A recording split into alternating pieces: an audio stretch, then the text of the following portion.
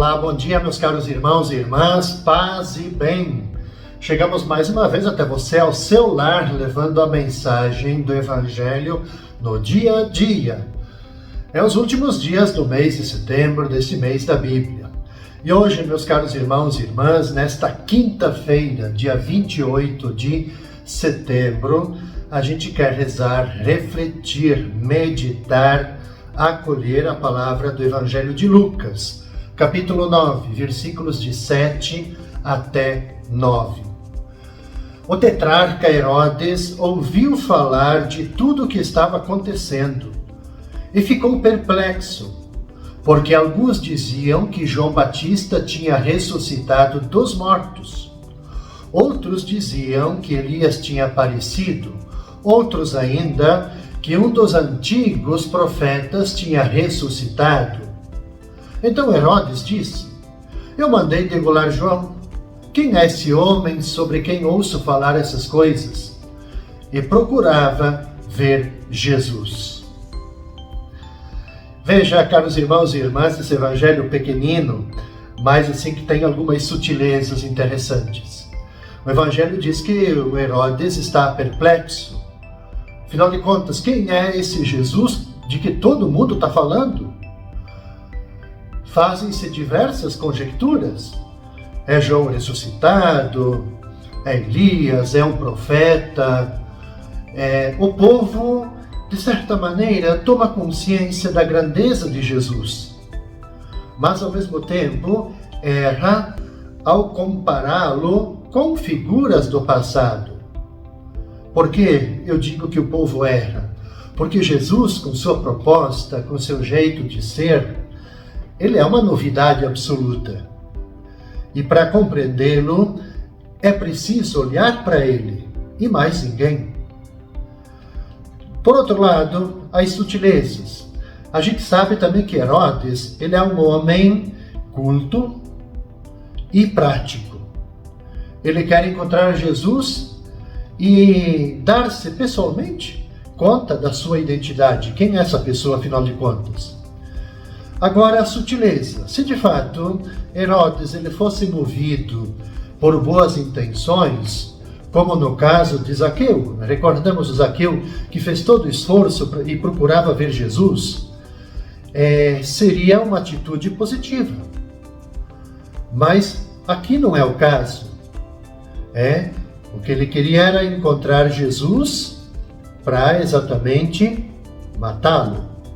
Então, já ao confessar a si mesmo, cinicamente, sem remorsos, ter matado João Batista para calar a sua voz incômoda, ele mostra como a sua vontade de ver Jesus era apenas, vamos dizer assim, uma curiosidade superficial. Tudo isso vai ficar muito claro, nítido, na narrativa da paixão. Porque na paixão de Jesus, Herodes vai fazer de tudo naquele interrogatório, para arrancar-lhe uma palavra, mas em vão. Trata-se de mera curiosidade, não desejo de se tornar discípulo. Herodes representa de fato a pessoa curiosa que não quer se tornar discípulo de Jesus, mas ele quer apenas ver fenômenos extraordinários. No máximo, quer ver em Jesus um milagreiro. E é o prurido de ouvir novidades que também Paulo condenará. Penso que esse evangelho, esse pequenino trecho, mostra exatamente assim, a intencionalidade nossa. Qual é o nosso desejo de procurar conhecer Jesus? Qual é a nossa intencionalidade? É só para conhecê-lo de uma forma, quem sabe, superficial, para que talvez ele acolha, ele satisfaça os nossos desejos, ou é um desejo, de fato, de nós conhecê-los na profundidade, para nós nos tornarmos, em nosso tempo, nas nossas realidades, a partir do nosso batismo, sermos discípulos, seus seguidores. Na sexta-feira, dia 29 de setembro, nós vamos comemorar na igreja os nossos queridos arcanjos Miguel, Rafael e Gabriel. E para isso a nossa liturgia oferece então o Evangelho de João, capítulo 1, versículos de 47 até 51. Jesus viu Natanael, que vinha para ele e comentou: "Aí vem um israelita de verdade, um homem sem falsidade." Natanael perguntou: "De onde me conheces?" E Jesus respondeu: "Antes que Filipe te chamasse, enquanto estavas debaixo da figueira, eu te vi." E Natanael respondeu: "Rabi, tu és o Filho de Deus, tu és o Rei de Israel." E Jesus disse: "Tu crês porque te disse, eu te vi debaixo da figueira? Coisas maiores que essas verás." E Jesus continuou: em verdade eu vos digo, vereis o céu aberto e os anjos de Deus subindo e descendo sobre o Filho do Homem." Novamente aqui, eu quero acentuar com aquilo que eu até comentei no Evangelho da quinta-feira. O desejo, a intencionalidade, aquilo que está no nosso coração, no sentido de buscar conhecer quem é Jesus. E isso Jesus encontra exatamente em Natanael. Um israelita, um homem sem falsidade, que de fato faz o esforço de conhecer Jesus, de se tornar seu discípulo, que tem uma abertura de coração para acolher a riqueza da palavra que Jesus transmitia. Para nós que celebramos nesse dia 29, na sexta-feira, os arcanjos Miguel, Rafael e Gabriel, a gente aprende sempre que os anjos são para nós, são seres misteriosos. E que normalmente nós, isso já na nossa infância, na catequese, enfim, nós costumamos sempre representar os anjos como pessoas que têm um rosto meigo, rosto suave, doce. Não é assim? Mas na Escritura aparece muitas vezes como seres terríveis, que incutem temor, porque são manifestações do poder e da santidade de Deus e que nos ajudam a adorá-lo dignamente. O terror que eu quero dizer, o temor, é exatamente nessa perspectiva de acordar, de nos fazer, de fazer as pessoas se voltarem para Deus. O Evangelho da sexta-feira nos mostra bem no finalzinho, o último versículo, os anjos subirem e descerem ao serviço do Filho do Homem. E eu acho que aqui está a grande definição de quem são os anjos, quem são os arcanjos. Esses seres misteriosos, como a gente fala. Eles estão, portanto, a serviço de Jesus, o Filho do Homem. E a nossa adoração, então, pois, dirigida a Deus e ao Filho de Deus.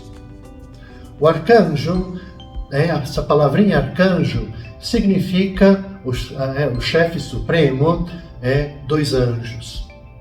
Se vocês pegarem e lerem a carta de Judas, lá nessa carta aplica esse título a Miguel, o arcanjo Miguel. A igreja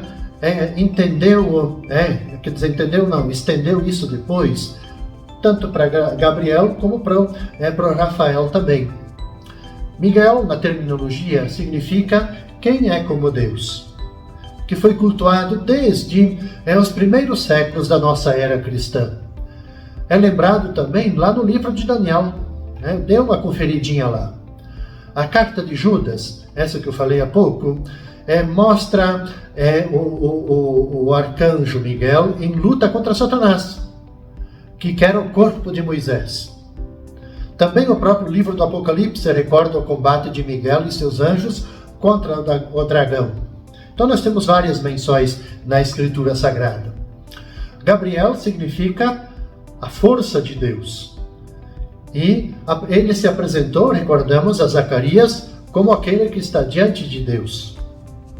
Ele anunciou o nascimento de João Batista e a encarnação do Filho de Deus. E por fim, o Rafael Deus cura. Ele aparece, também vocês podem verificar isso, no livro de Tobias, como acompanhante de viagem do jovem Tobias. Ou seja, esses seres que a gente diz assim, seres misteriosos, são aqueles entes que estão próximos da gente, para nos ajudar, para nos conduzir sempre para Deus. É a força de Deus para nos ajudar no nosso cotidiano. São aqueles entes que nos ajudem a curar das nossas enfermidades, de modo especial aquelas enfermidades espirituais. Peçamos então na sexta-feira que os santos anjos, os arcanjos Miguel, Rafael e Gabriel possam sempre nos proteger, nos guardar de todo o perigo e do mal e nos conduzir sempre para Deus. E no sábado, meus caros irmãos e irmãs, dia 30 de setembro, último dia do mês de setembro, nós vamos então rezar e refletir a partir do Evangelho de Lucas, o capítulo 9, versículos de 43 a 45. Quero recordar aqui que fechando esse mês de setembro, o mês da Bíblia, a gente recorda, celebra São Jerônimo, aquele que traduziu a palavra de Deus, a Bíblia, para a Vulgata, para o latim, tornando então a Bíblia, ajudando a tornar a palavra de Deus também mais acessível. O Evangelho lhe diz o seguinte, que todos estavam admirados com as coisas que Jesus fazia. E então Jesus disse aos seus discípulos, prestai bem atenção às palavras que eu vou dizer. O Filho do Homem, ele vai ser entregue nas mãos dos homens. Mas os discípulos não compreendiam o que Jesus dizia. O sentido lhes ficava escondido de modo que não podiam entender. E eles tinham medo de fazer perguntas sobre o assunto. Vejam, meus caros irmãos e irmãs, o povo, os próprios discípulos, estão bastante admirados com as coisas bonitas que Jesus faz. E são muitas. Jesus cura, Jesus ressuscita, Jesus sente compaixão, Jesus fala palavras que tocam aos corações. Isso tudo atrai. Mas ele interrompe essa grande euforia dos mais próximos, os apóstolos, para falar para eles novamente da cruz, que está o aguardando, essa cruz que o espera. E a diferença, ela é clamorosa. O que deve interessar aos discípulos não é a glória do Mestre, mas o seu ser entregue nas mãos dos homens. É isso que os discípulos precisam compreender sob o perigo de eles não perceberem corretamente qual é a verdadeira identidade de Jesus e também a verdade da sua revelação. Compreender a cruz significa exatamente compreender o lado mais luminoso, novo, imprevisível do rosto de Deus que é revelado em Jesus. Não se trata de um qualquer pormenor, mas é do centro, é a essência da missão de Jesus, o enviado do Pai. No sentido de que é pela doação, é pela sua paixão e morte que ele restabelece vida e dignidade para o ser humano, no sentido da ressurreição. O Evangelho, esse pequenino trecho do Evangelho de Lucas, mostra para nós exatamente a segunda vez, de uma forma bastante resumida, Jesus avisando os seus discípulos sobre esse seu fim trágico, a sua paixão e sua morte. Essa informação é interessante porque a forma como o Evangelho trata não entra na cabeça dos discípulos, Não compreendiam, mas ao mesmo tempo ficavam com medo. Por quê? Porque esse tipo de anúncio não se enquadra jamais com o que eles estavam esperando de Jesus. Um Jesus guerreiro que vence, que conquista pela força, pela espada. Isso estava na mentalidade deles. Então eles não conseguem conciliar poder com fraqueza. Como pode Jesus cair na mão dos homens, exatamente aquele que tem essa capacidade, essa força de expulsar forças malignas? Como que ele pode falar isso? Para eles, então, era incompreensível essa espécie de contradição. Obviamente que eles só vão entender isso tudo após a ressurreição.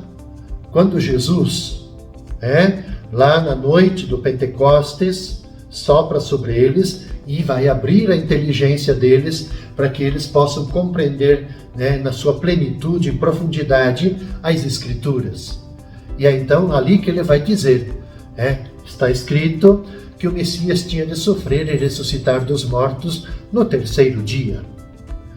Caros irmãos e irmãs, com essa reflexão a gente conclui esse nosso itinerário da 25ª semana do Tempo Comum. Nós vamos nos encontrar novamente na próxima segunda-feira, iniciando as reflexões da 26ª semana do Tempo Comum. Lembrando que já nessa primeira semana de outubro, a gente tem celebrações todas especiais. Celebraremos já no dia 4, São Francisco de Assis. E aqui no santuário teremos celebrações especiais, seja na véspera, no dia 3 à noite, o trânsito de São Francisco, e no dia 4, celebrações eucarísticas e também com bênção dos animais. Todos vocês estão convidados a participarem conosco. Desejo a cada um de vocês, caros irmãos e irmãs, toda paz, todo bem, com as bênçãos de nosso querido Santo Antônio.